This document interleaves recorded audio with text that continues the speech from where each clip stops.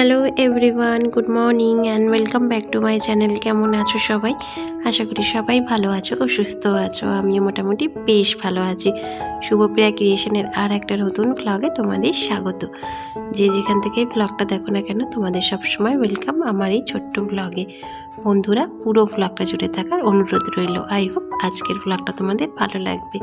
ফার্স্টেই বলি, এত ছোট ব্লগ হয়তো আমি আজ পর্যন্ত আপলোড দিইনি, কিন্তু আজকে না ঠিকঠাকভাবে ভিডিও শ্যুট করাই হয়নি, জানো তো। তাই যতটা পেরেছি তোমাদের সাথে শেয়ার করেছি। আর এখন দেখো বসে বসে সবজি কাটছি। আর যেহেতু আজকে শনিবার, তাই নিরামিষ রান্না করব, তো সেই জন্য দেখো একটু পোস্ত বানাবো, ঝিঙে পোস্ত। তো তার জন্য ঝিঙেগুলো এক এক করে কেটে নিচ্ছি। আর এখন বাজে ঘড়ির কাঁটায় সকাল 10টা। তো আজকে যেহেতু শনিবার, তাই ছেলের স্কুল যাওয়াও নেই। আর ছেলে কিন্তু আজকে অনেক দেরিতেই ঘুম থেকে উঠেছে। সকালের সমস্ত কাজকর্ম সেরে তারপরে কিন্তু আমি সবজি কাটতে বসেছিলাম। আর এই যে দেখো কাপড়গুলো না, আজকে আমার বর সকালবেলা স্নান করেছিল, তো ওই কেচে দিয়েছে। আর আমাকে বলেছিল মেলে দিতে, কিন্তু আমার মনেই ছিল না। আসলে কি হয় বলো তো, এক একটা দিন এতটা আলসামি লাগে যে কাজ করতে না একদম ইচ্ছাই করে না। আর আজকের না বাইরের ওয়েদারটা কি বলবো, এতটা সুন্দর, যেমন প্রখর রোদ্দুর আর তেমনি সুন্দর একটা হাওয়া চলছে। যেমন ফাল্গুন মাসের ওয়েদারটা যেরকম থাকে, দোলের আগে, সেম ঠিক সেই রকম ওয়েদার। আর বেশ ভালোও লাগছে হাওয়াটা, জানো তো।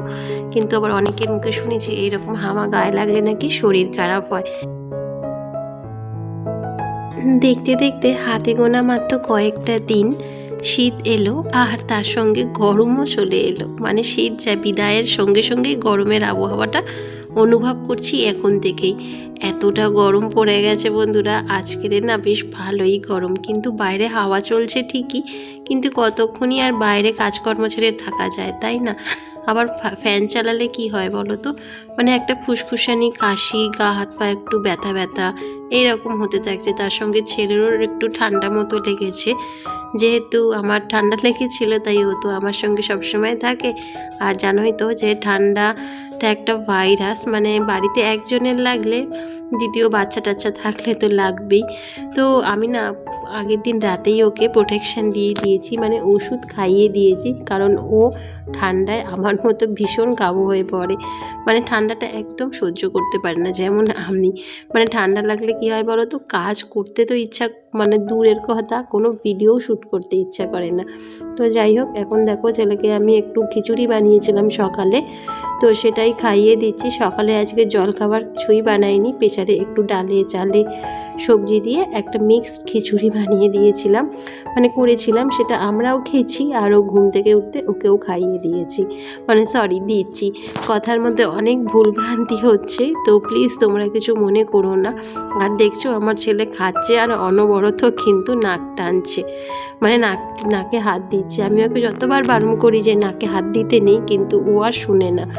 আর এই যে ভিডিওটা দেখছো, সেই রাত্রি 9টার ভিডিও। সারাদিন আর আমি ভিডিও শ্যুটই করতে পারিনি, জানো তো। একেবারে রাত্রি 9টায় এসে দেখো বিছনা গুছাচ্ছি, তাও আবার খেলনা ভর্তি সারা বিছনায়।